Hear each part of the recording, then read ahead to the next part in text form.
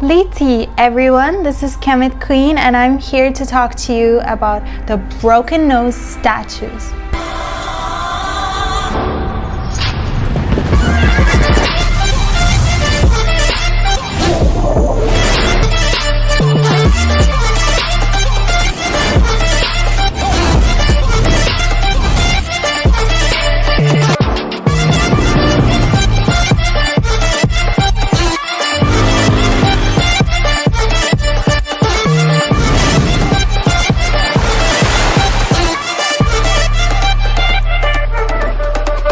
The phenomena of the broken nose statues has baffled a lot of people and there's been so much misconceptions flying around, so I'm here to put this whole debate to rest. There's a number of factors at play here and I'm going to address the more widespread factors and the less known dark secrets behind this phenomena. There's a darkness in my history that I'm not ashamed of. I embrace it as much as I embrace the greatness. I'm here to reveal all of these dark hidden secrets. But before we get into the reasons, let me clarify a few points. Egypt is the country with the largest number of artifacts in this whole world, and we're still finding more and more artifacts every single day. The least of our statues are 2,000 years old, 3,000 years old, and up to 6,000 years old. We also have artifacts that date back way longer than that. Something that you need to keep in mind. As with every ancient civilization, some of our statues are naturally damaged or broken. It's important to note that we are not the only country with statues that have broken noses. You get Greek statues with broken noses, Roman statues with broken noses, and even Indian statues with broken noses. Another thing that you need to keep in mind is the nose is not the only part that is damaged in our statue. You also get statues with broken heads, statues that are completely defaced, broken limbs, broken fingers. But let me bring something very important to your attention. The majority of our statues have intact noses.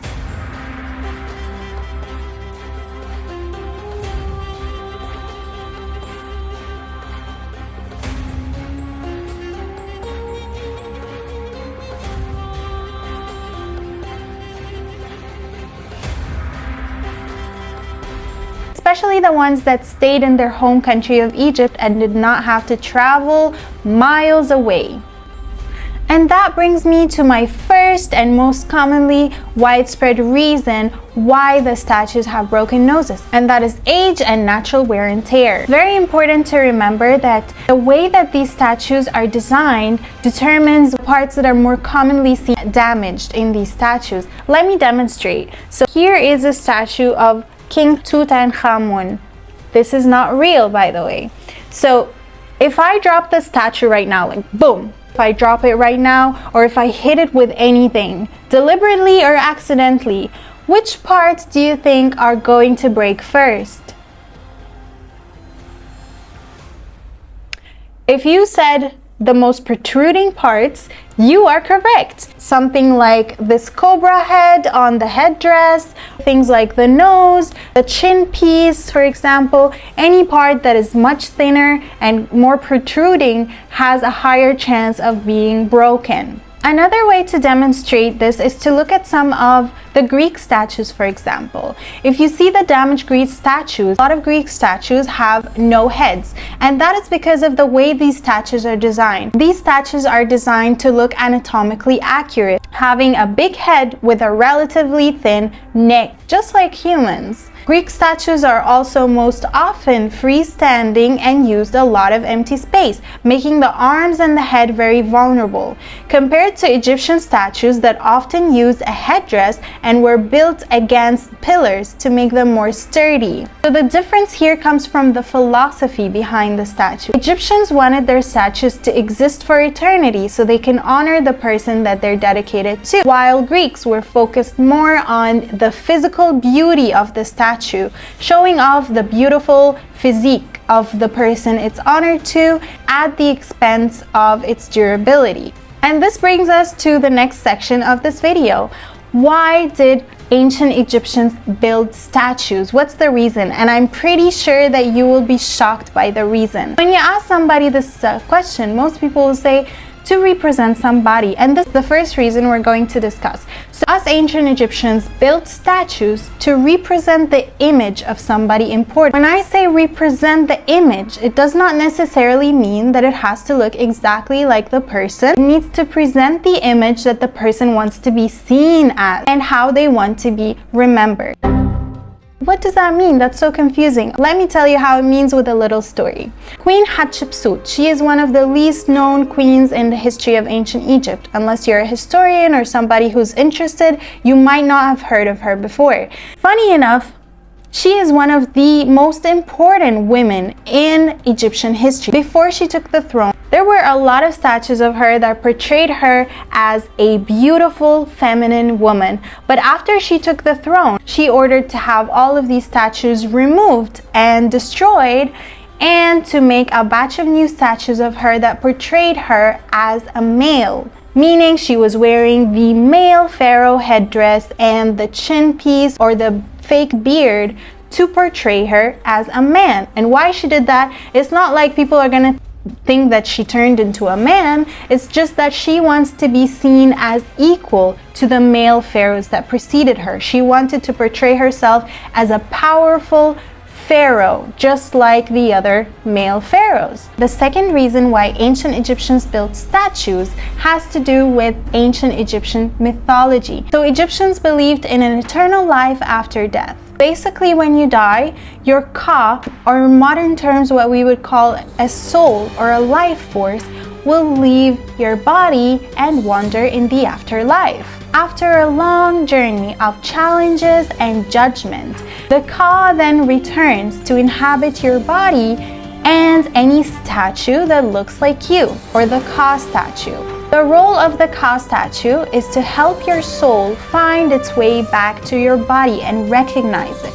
But in order for the statue to do that, it needs to be 100% intact. If the statue is damaged, your soul will never be able to find your body and therefore will be left lost and wandering. It also cannot inhabit a damaged statue. Now, let's talk about why the nose of the statue is so important. In Egyptian mythology, the nose is a gateway to life. You will find drawings in which the goddess Isis, for example, is holding the An near the pharaoh's nostrils, allowing him to take saknifi and return to life in the fields of the afterlife.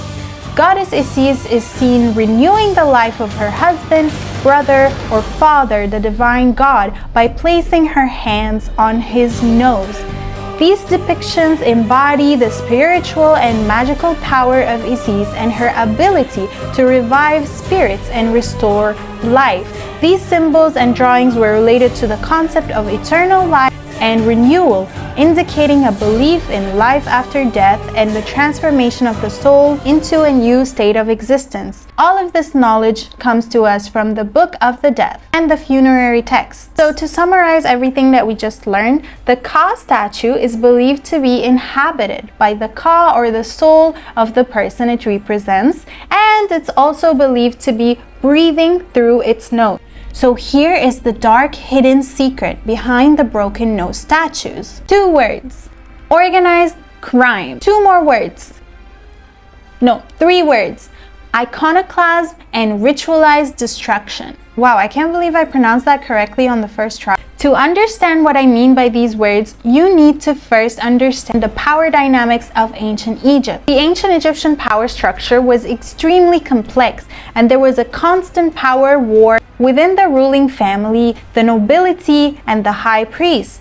Just like politics today, there was a lot of rivalry. These power dynamics and conflicts within ancient Egyptian society were driven by various factors, including ambition, wealth, regional interest, religious influence, and succession disputes. Many times when a pharaoh has a lot of enemies or rivals, you can see that most of his statues have broken noses. That is because the enemies would actually organize campaigns to break his statues, disempower his image, and deactivate his statues from doing their role in the afterlife. By the way, he hired professionals to do this. Told you it's just like modern day politics. Breaking a statue's nose was a power move. It was the ultimate diss. Statues' noses were broken to take away its greatness and pride of the person they represent. Because come on, how can you respect a pharaoh when somebody else was able to break their nose? Statue represented the person in a more personal way than how we would see a statue today. If you made a statue of me and then you slapped it, I won't take it personal because it's the statue. But in ancient times, people took these things personally because the statue would become a home for them in the afterlife. You get it? Have the saying in Egypt, "Aksar manakhirek," or break your nose, or I'll break your nose.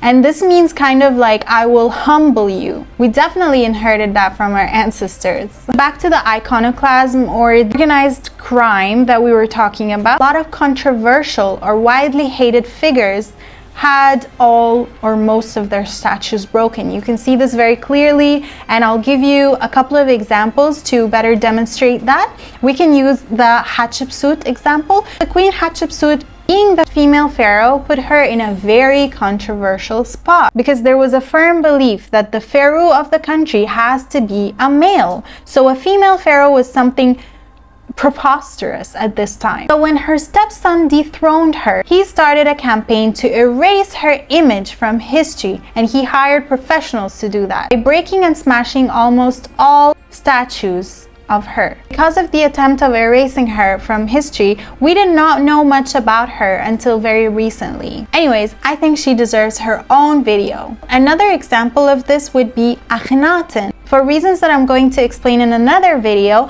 Akhenaten was the most hated pharaoh in the history of ancient Egypt. His rivals, which included his family as well, defaced and smashed the majority of his statues, and even defaced paintings of him. This is all in an attempt to entirely erase him from ancient Egypt and from history, and to hide him completely. We can see proof of the systematic campaign of iconoclasm, not only in the statues. There are a lot of texts that have been found that are talking about people's anxieties of their statues being damaged and broken. And also a lot of these statues were left with some scripts next to them that threatened people from damaging the statue and had magic spells that would hurt somebody who's coming to damage the statue. Also, there's always attempts at keeping the statues safe, placing them in nooks, on ledges, keeping them surrounded on all sides.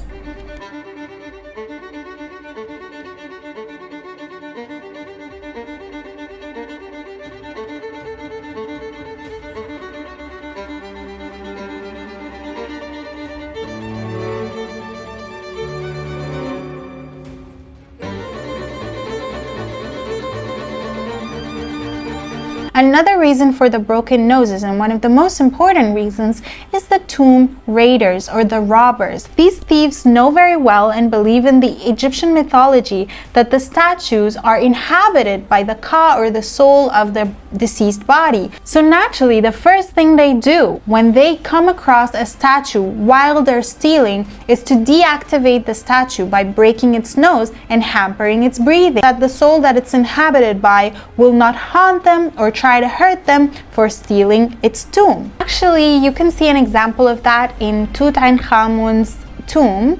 Tutankhamun's tomb was not found by tomb raiders, it was found by Egyptologists and professionals.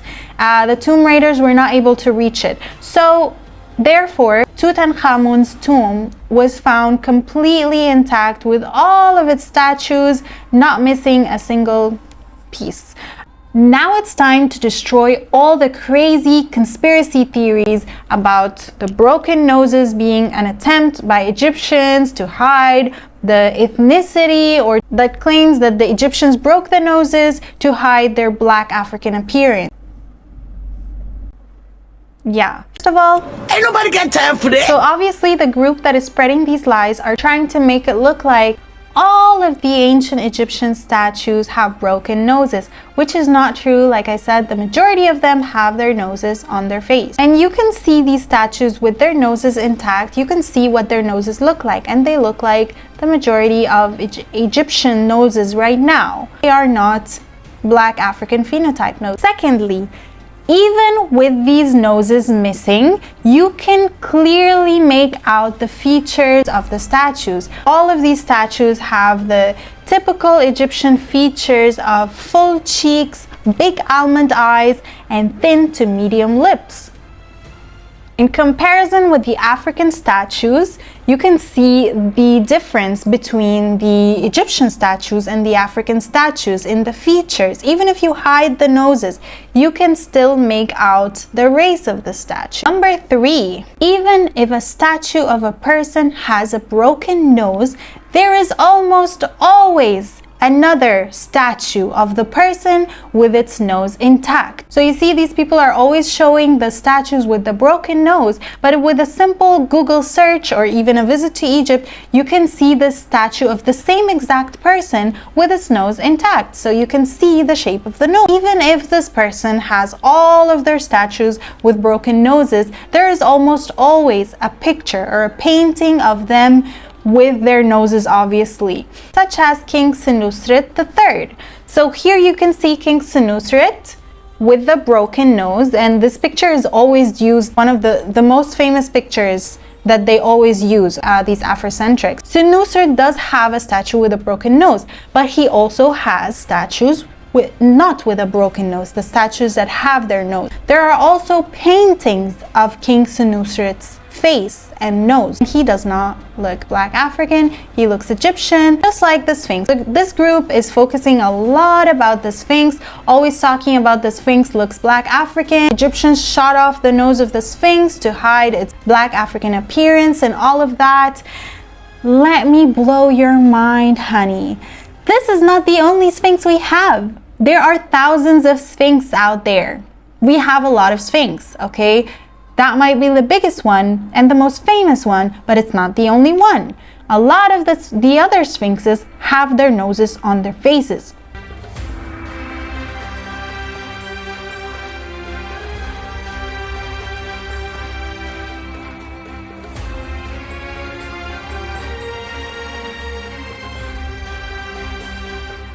Number 4, we are not the only ones that have statues with broken noses, and let me give you a great example. The Nubian Empire, an empire that is well known to be Black African, and this is a proven fact. No Egyptian will come up here and tell you Nubians are not Black or we're not Black, okay? All we're trying to say is that Nubian Empire is different from the Egyptian Empire. That's all we're trying to say. Kingdom of Kush, the Kushites, or modern-day Sudan. Let's talk about one of the most well-known kings of the 25th dynasty, King Taharqa. King Taharqa was one of the kings that ruled over Egypt during the 25th dynasty of conquer by Nubians and the Kush Empire.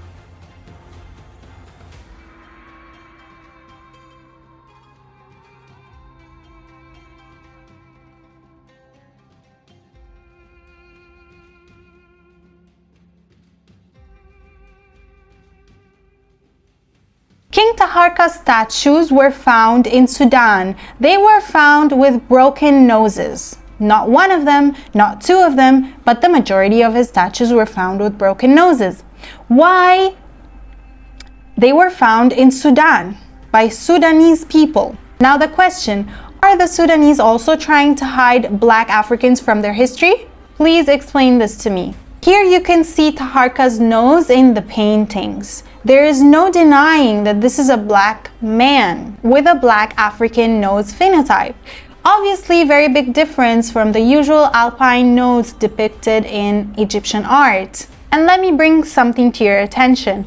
Afrocentrics and the people trying to push these lies and false narratives about Egyptian history are always using pictures, paintings, and sculptures from the Nubian and Kush Empire and presenting them as Egyptian artwork and Egyptian pharaohs, obviously to back their theories of lies and culture and history theft. And of course, the poor viewers are not very knowledgeable on history, so they fall for it very easily. The 25th dynasty was the only black African dynasty that ruled over ancient Egypt. They were invaders from Nubia and modern-day Sudan. They were called the Kush Empire or the Nubian Empire, a separate civilization than the Egyptian civilization. And I'm going to bring a Nubian, actually I'm going to bring more than one Nubian scholar and historian to tell you guys and teach you about their history, because there is a lot of misunderstandings going on right now, and these misunderstandings are being utilized by people that have personal gains from mixing up the Nubian Empire with the Egyptian Empire. The 25th dynasty was a foreign invader that conquered Egypt for 91 years, exactly like the Romans, the Greeks, and the Arabs did. After they were kicked out of our land, they went back to theirs and they built pyramids and statues and made artwork that was similar to ours, because they were inspired by our amazing culture. I mean, who wouldn't be? And this is easily proven by one Google search that is going to tell you the age of the Sudanese pyramids compared with the age of the Egyptian pyramids, and you will see that the difference between them is around more than 1,500 years, maybe 2,000 years even. I will link a few links in the description that you can learn more about the difference between the Nubian Empire and the Egyptian Empire. We are not denying that there were black pharaohs. All we're denying is that Egyptian civilization was primarily made up of black pharaohs. That is not true, and this is very degrading to our people because it reduces them to a skin color. We did have dark Egyptians and we had light Egyptians, and we had the same mixture of skin tones that we have today in our society and in our country. All of these skin tones are just as important to the Egyptian civilization and culture. All of them contributed equally to the rise of this great ancient civilization. And it's not fair, and it's not based on any science or historical fact for one group to come up and decide who gets to pass the vibe check of being an Egyptian based on how light or dark their skin is. People are coming in the comments and are telling me I'm not dark enough to be an Egyptian. According to what? Oh, according to my fantasy. No, honey, your fantasy does not matter. Truth is what matters, and the truth is there were Egyptians that looked like me, there were Egyptians that were whiter than me, and there were Egyptians that were darker than me, and all of them contributed equally to the rise, as I said, to the building of the civilization, to the building of the pyramids. No single color was the original. It was not mono color civilization, but in the end we all have the same genetic makeup, and we are Coptic Egyptian race, indigenous to North Africa. For you to come and tell us who gets to be Egyptian and who doesn't get to be Egyptian based on a fantasy that all of Egyptian people must have looked like you or else they weren't Egyptian. Anyways, that was my mic drop on the Afrocentric theory that Egyptians are breaking noses to try and hide the African appearance. Not true, as you saw from this video. So guys, please tell me what you thought of this video. Obviously, I tried to simplify things as much as possible. I know there was some complicated concepts, like the concept of the afterlife, which probably does deserve, I don't think like even one video, I think more than one video explaining it a little bit more in detail. And let me know what other topics you want to hear about. And as usual, let me know your thoughts of this video and this topic. Let me know what you thought about it. How was my video? How was my editing? How was my explaining? Did you learn something new? Do you have any questions? If you do, please let me know. Also, I'll try to answer all your questions. Please share my video as much as you can. Try to send it to people who are misinformed about my history. We can correct a lot of these misinformation. If you want to support me, you can follow, you can turn on the notification bell so you get a notification as soon as I post a new video. You can also support me by checking out my merch store. You can also support my content and my channel on buymeacoffee.com. I hope you enjoyed my content and will continue to watch more of my videos. Thank you so much for all your support and your love. I love you guys, and I will see you in my next video. Bye. 5 Greek statues. To better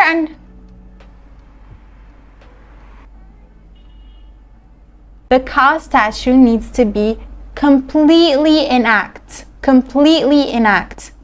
not damaged at all. It needs to be 100% intact. Intact?